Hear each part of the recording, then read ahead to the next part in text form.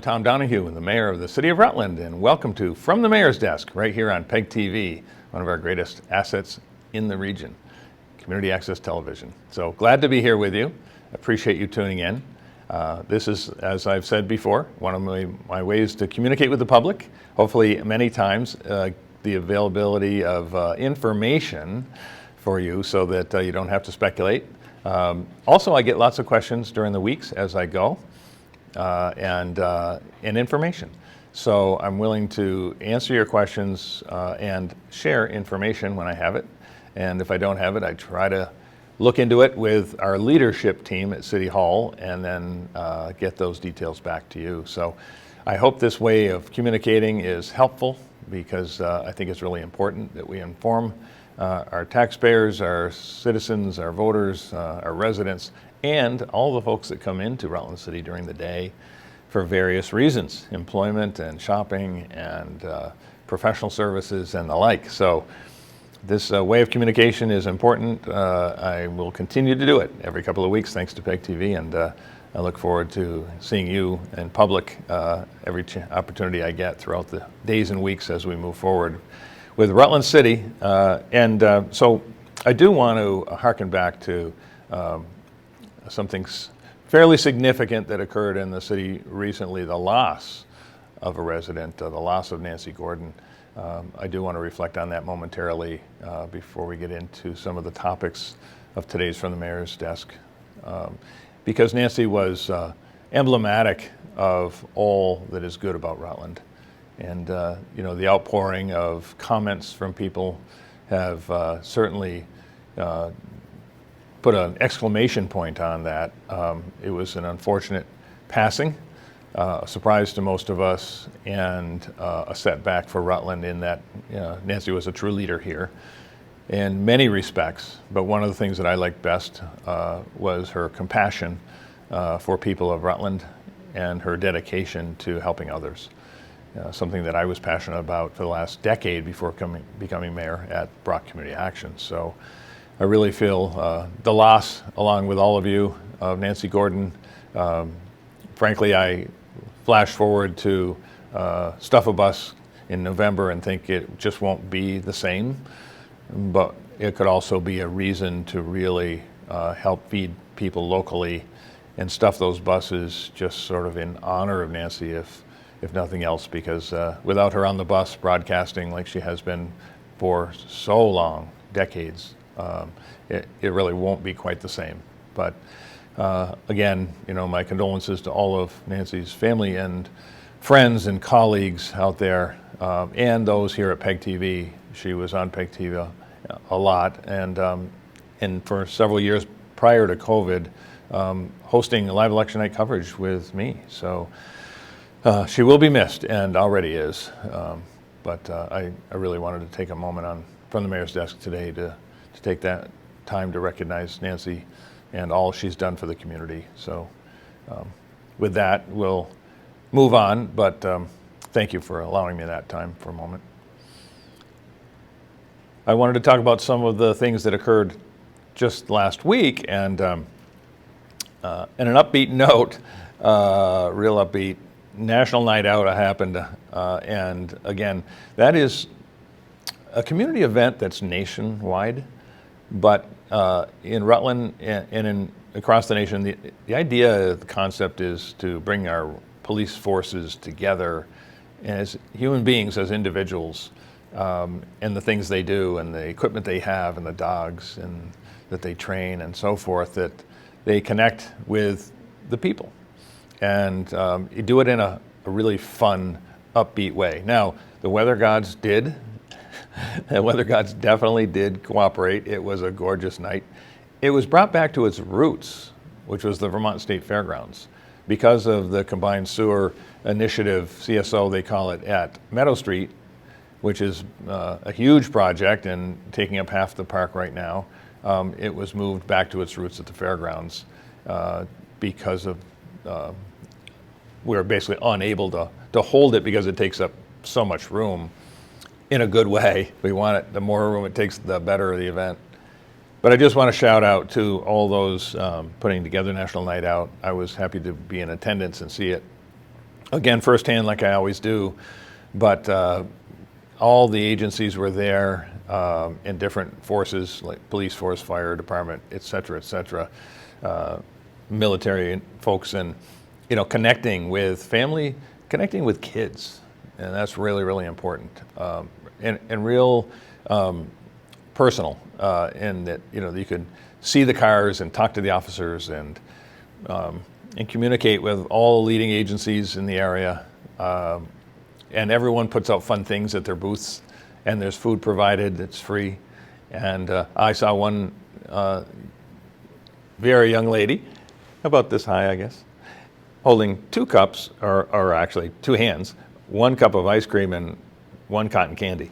So it was, clearly having fun, getting sugared up for sure, but that's the beauty of National Night Out. And I want to thank everybody involved, our recreation department, et cetera. There's just so many people involved, but thank you all for a successful National Night Out this year. And also reflecting back to our 7 to Sunset concert series by the recreation department. That's the Wednesday night concert series. Congratulations to them for a successful series this year. That's one of the highlights of the summer for sure. Some real talented bands playing in Main Street Park in our beautiful new gazebo. So thank you to all those involved in the 7 to Sunset concert series led by our recreation department. I look forward to a great lineup again next year. And then, of course, the Rutland City Band concerts, culminating in the Sunday night concert, which will be on August 9th.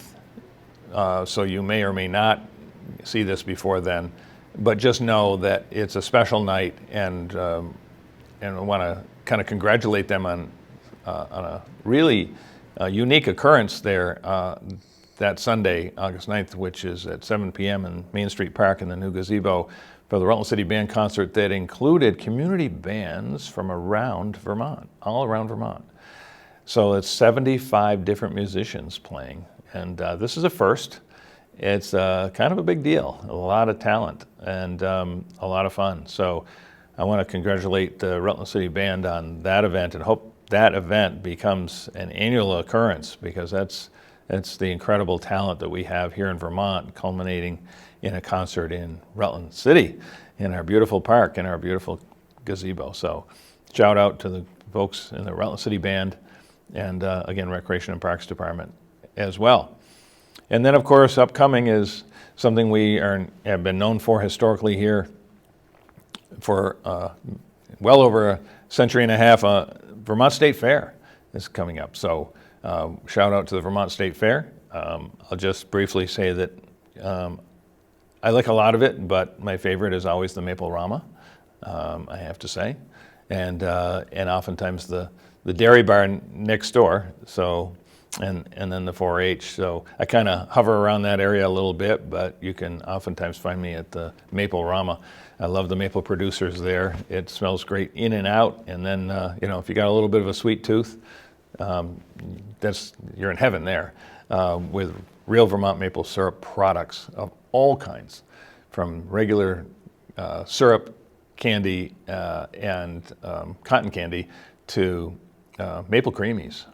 And these are the real deal. So make sure if you go to the Vermont State Fair, stop at the Maple Rama. The dairy barn, 4-H, all the farm animals down in that end is part of my, since I'm not going on the rides anymore, let's put it that way, that is the favorite section for me of the Vermont State Fair. So great job by the Fair Association and all those putting that together. It takes a lot of people. It's all about collaboration. So looking forward to that. A couple other things. We had some openings this week that I want to mention, and one is because one was Four Seasons Dermatology, which we recently sort of cut the ribbon on, but it's sort of like a grand opening. Get it kicked off right, celebrated a little bit, as well as did kind of a groundbreaking, if you will, ceremony with Cicera Properties, Claire Purcell and family and friends at the corner of Franklin and Cherry Streets in Rutland City for their soon-to-be 2 buildings, 2 6-unit buildings, 12 units in total on that property, and they're very, very beautiful-looking buildings. Very excited to have that addition to that part of town. and they will be coming in soon as a sort of a pre-built model, but they're really, really nice housing additions to that neighborhood, and it's a vacant piece of property. So excited about that, and then excited about something that I attended just yesterday with Cornerstone Housing Partners, and Mary Cohen and her team over there are doing a great job in collaboration with a company called, or an investment team called Evernorth, and then a collaboration of supporting partners that is too long to mention on our show or we'll run out of time, but I just wanted to thank Cornerstone Housing Partners for completing Maplewood Commons Apartments on Forest Street. Again, another beautiful building, creating 30 permanently affordable apartments. And I was able to tour the apartments. I've seen the building from the outside, gorgeous, and a great property around it with a playground and a dog park and everything. A lot of thought went into this development, in my opinion. But getting inside, I was really impressed with the housing itself.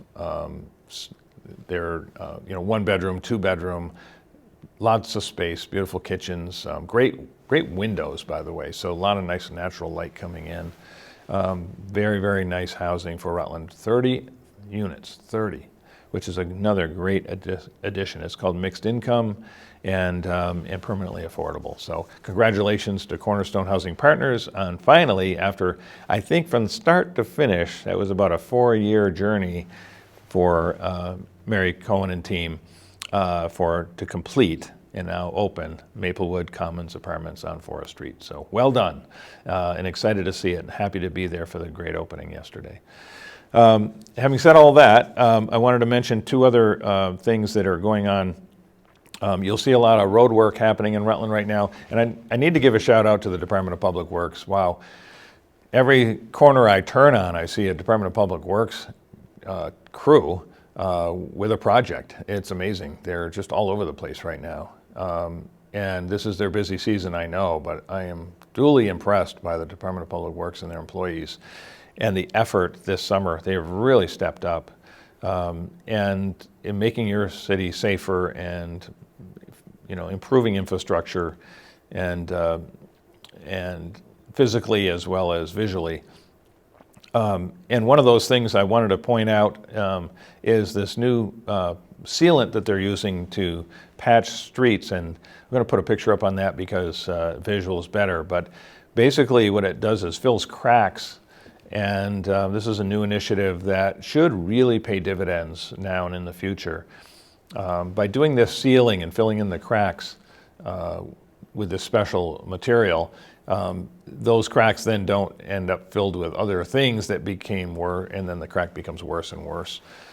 But this product that they're putting in, and our own DPW is doing it, great job by them, is going to really make basically the pavement that's there now last longer and be less, with less bumps and hole cracks and so forth, and it's filling all those seams. Now, how do those get created? It's just Vermont, and it's winter, and it's the nature of the beast that the pavement doesn't stay perfect. It tends to, if it shifts, it tends to crack, and then that becomes worse. Well, this is to prevent that, and I think it's a great proactive measure that they're taking to accomplish that. I appreciate the initiative. I support it wholly, and glad to see it actually in work right now this summer as they're out there doing these streets as we speak with this crack filler. So this is something new, but I think it's a great addition to what we're trying to accomplish here in Rutland, which is to improve our streets. Having said that, Morris Place is just about done, and everybody's getting hooked back up with new water and sewer. So in the next week or so, you'll be seeing it paved. Simultaneously, same thing going down in Water Street, and a few other places, brand new sidewalks on South Street. We just got a rail crossing agreement with the state to fix a rail crossing on Spruce Street, and that's $1 million plus project that'll be paid for by them. But in addition, one of the ones that is real bad in the city that will be done from end to end before the season ends and our paving season ends, as the summer rapidly moves on here, is Nickel Street. And Nickel Street's real bad. It has been bad for a long time. So that's going to actually see pavement this summer, or at the latest early fall, because we can go into early fall with paving, and there's a point where it has to get cut off. So we do as much as we can all summer and into the early fall until we can't, which is usually when the paving plants close and say, okay, we're done for this season, and that's it. Then they're done, we're done. But excited about that one too. So we're getting some projects done, getting some streets improved, especially some of the worst. So having said that one, then I just wanted to move on quickly to just talking about our policing efforts. And then I want to just briefly talk about some economic development efforts here on From the Mayor's Desk today. And on the policing efforts, I'm working, as you know, very closely with our police department. I want to be that mayor that's tough on crime, and our police department is enforcing the laws, and they're teaming up with, our building department. So you may have recently read, where we've closed some buildings in Rutland. We're going to continue to do that. So if these become drug havens, and there's people living there illegally, every house has a certificate of occupancy, and a lot of times these are way out of the allowed usage of the property, the number of people that are allowed there, and usually they're not residents of the property. And oftentimes what happens is somebody who resides there will let someone move in with them, and that person might have some nefarious activity and then invite others in. And sometimes that person who owns the property is intimidated and has to allow them to stay, and they just start to accumulate in the property. So you could end up with 13, 15, 18 people in one house. It's really centered around drug use, and it's very unfortunate. There is homelessness involved, but sometimes it's not our law-abiding homeless, it's the criminal element. And so Hopkins Street is the one you probably read about in the newspaper, but I wanted to point out, they closed a house on State Street not too long ago that was just lower State Street. And in the last week have closed a house on Summer Street, and yesterday a house on Library Avenue, as well as a commercial building vacant on the corner of Summer and State. So it isn't just Hopkins, this isn't just targeting one, this is targeting all. As soon as we know that there's drug activity there, there's a lot of coming and going, and there's a lot of people staying there illegally, sometimes volumes of people, this is not to be tolerated. And I want to just shout out to not only the police department, but our building and zoning department that works hand in hand with them. And occasionally our Department of Public Works, if particularly outside the property is deemed a health hazard to the neighbors, will help with that. We did not clean up the inside of Hopkins Street. Some people were wondering. And we didn't pay to put the individual that owns it up in a motel either. We did board it up, and frankly, if you see the insides of these, they look like something you'd see in a movie, with squalor everywhere, and unfortunately, and needles and all the drug paraphernalia and different things. This is not to be tolerated in Rutland City. Let me be clear about that. As your mayor, I will not tolerate this in Rutland City. This has got to stop, and it will stop. And so the activity that's happening right now, well, we're what I call bringing the temperature down on crime. We're very fortunate not to be in the news, unfortunately, like Burlington is, sadly, with shootings happening throughout the community and so forth. That isn't happening here. We are getting better with the aggravated type of assaults and armed robberies and shootings and things. We're getting better. But the volume of crime is up. We're at over 15,500 calls already this year. We're ahead of last year by about 500 responses by the police department. And so the volume is still there. A lot of it is centered around, as you know, shoplifting and also, vehicle theft and car break-ins. So, one thing that you can do is make sure you lock your car, because the first thing they do, and we see them doing this, is try the handles of cars to see if they can get in. So they're looking for that low-hanging fruit, who left their car open. And then, make sure you don't have anything of value sitting on the seats in plain view, because that, gives them the incentive to smash and grab, which they do pretty quickly. They'll break your window and steal what's in the car or truck. So please be vigilant about locking. Please be vigilant about putting things out of plain sight, locking them in the trunk and so forth. That could be something you can do. On our end, we're keenly aware of this situation, and we're going to be enforcing it. In the last month, we've made our Rutland City Police Department, the great people over there, have arrested over 150 people in the last 30 days. So we're getting aggressive about it. I'm going to be, as I said, the mayor that's tough on crime. I have no tolerance for this. We will achieve a reputation for public safety in this community as I'm mayor. And this is just not the place to be doing that any longer. And we're trying to be clear about that message. Those criminals that are out there, drug dealers and so forth, don't come to Rutland City. This is not the place that you are going to be welcome. This is not the place that you're going to be tolerated.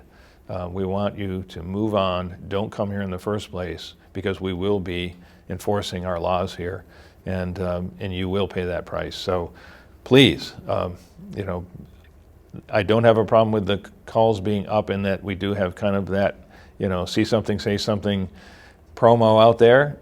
We do want you to continue to call. We'll respond, and we'll step up to it. The Rutland City Police Department jobs are difficult right now, but our chief, Matt Prouty, is doing a great job of leading the team. And by the way, he's kind of like me, a hands-on leader. So, you'll see the chief himself. He's not sitting behind a desk. Rarely. He's out in the community, and you'll see him firsthand with the officers at events and so forth. He's accessible. That's Matt Prouty, and so he's doing a great job as chief. I enjoy working with the man, and we'll continue to work with them and support them in their efforts to make Rutland a safe community and have that reputation for public safety, which, I'll get to my last topic here, is all part and parcel, as you've heard me say before, to economic development, to increasing workforce, and to increasing all the folks that come into Rutland for shopping and dining and services. And with Rutland being a safe place for living, people will move here again. With Rutland being a safe place to shop, people will shop and invest in stores here, opening new stores, building new housing, and services as well. As I mentioned, Four Seasons Dermatology is an example of a service that people will come in for. So, having said that, that's why one of the reasons that increasing our reputation for public safety in this community is so significant. And secondly, because we want that to be the quality of life that Rutland folks deserve. This is the quality of life you deserve. And this is the quality of life that we're going to achieve and provide. So if for no other reason, that one, but in addition, for the opportunity it presents to us to bring in more workforce, more residents, more families, and more investment in business and housing, as well as the people patronizing those businesses. Very, very significant. So on the topic of economic development, all about tax increment financing. We now have what I call a hat trick in hockey. That would be 3 goals, and we've got 3 soon to be, I should say. Don't want to get too far ahead, but to say that the tax increment financing district, as you know, is in place. That's an economic development tool, an incentive for investment and developers. Additionally, the 2 economic opportunity zones, they're federally designated zones that are recommended by the governor and approved by the Department of the Treasury, and they're under the auspices of HUD, Housing and Urban Development, federal program. But it's an economic opportunity, economic tool for investors, and it provides some tax advantages for investors. And we have now 2. We had 2 before. These have shifted a little bit. But the difference with these now, I think one of the differences is that as the Rutland redevelopment has created this fund for Rutland that will allow people to invest in the district. It doesn't have to be necessarily specific to a project. And this is layman's terms, but I kind of think of it as investing in one single stock or investing in a mutual fund. I kind of think of this is our mutual fund version. So we're excited about that addition, and a great job by the Rutland Redevelopment Authority getting that across the finish line. And I did speak with the governor's office on it because they have to recommend them or they don't get considered by the Department of the Treasury in the first place. So thank you to the governor's office for recommending R2 for Rutland City. And thank you for the approval by the federal government and by the efforts of the Rutland Redevelopment Authority. And last but not least, the one I'm a broken record on, of course, is their Tier 1A exemption from Act 250 under Act 181.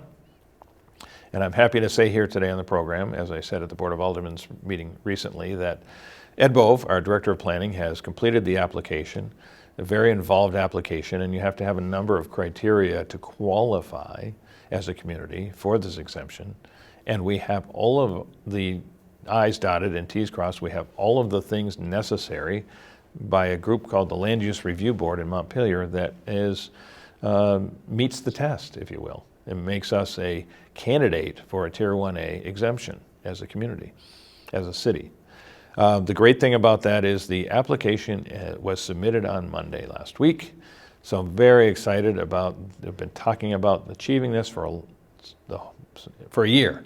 And we've gotten to the point where the application is in. And then later in August, the members of the board, of the Land Use Review Board, will actually be coming to Rutland to review that with us and see the community. That date is already set and they will be here, and I've cleared my calendar for it. I'm so excited. Now, kudos to them because this is a process and they've got a lot of other things on their plates like reviewing regional plans and so forth. So the fact that they have already set a date in August, only weeks after our submission, is a good sign. They're taking this application very seriously. We are a bit of the guinea pig in that we are, and I'm proud to say, we are the first application in Vermont submitted. That is fantastic. Kudos to us on that one. And I hope to be, and with their support, and I believe it will come true, because this isn't just be about optimistic. I believe we have all of the criteria met to be a Tier 1A community. I just want to say that we hope to be the very first in Vermont to achieve the exemption as well. So first to submit, first approved. And that'll be a calling card for us with this hat trick, as I said, the 2 economic opportunity zones, investment opportunity, tax increment financing, and a Tier 1A exemption from Act 250, which allows us all local control over all size development, including housing, commercial, and industrial. So that's a pretty great calling card for economic development. Once we have all 3 in place, we're going to be shouting that from the mountaintops. We'll invest in Rutland, put your business here, put your investments here, because we can be timely, affordable, and predictable in the process and get you in the ground and built. And we're excited about that because it'll create a lot of opportunity for Rutland residents and expand our tax base, which we want to do, need to do, must do in order to ease the tax burden on property taxpayers in Rutland. We've got to expand the grand list, and this will help us do that. This will be the big tool. This is big picture and unique in the state as well, which I love that. Time for Rutland. It's Rutland's time. Having said that, I will wrap up here on PEG TV because my time is up. I look forward to the next program. This has been From the Mayor's Desk. I'm Tom Donahue, Mayor of the City of Rutland. Thanks for watching.